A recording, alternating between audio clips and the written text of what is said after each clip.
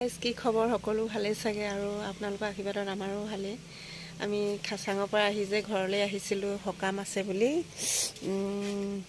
সকামলৈ আহিছিলোঁ। সকামলৈ মানুহবোৰ চাই মোবাইল টিপিবলগীয়া হয়, গাঁৱত এনেকুৱা প্ৰব্লেম। সকাম কালি দহা কাজ হৈ গ'ল আৰু আজি ভোজ আছে। ভোজৰ কাৰণে আমি ৰাতিপুৱাই শাক পাচলি কাটি থৈ আহিলোঁ।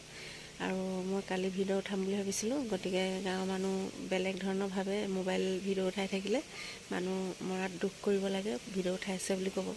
গতিকে মই নুঠালোঁ, আপোনালোকক এই কেইটামান কথা কওঁ বুলি। আৰু আজি ভোজ আছে, তালৈকে গৈ আছোঁ। তাতো আপোনালোকক পাৰিলেহে কিনো দেখাম, আৰু কালিয়ে নেদেখালোঁ যেতিয়া, গতিকে আজিলৈ আহোঁ, চাই থাকিব।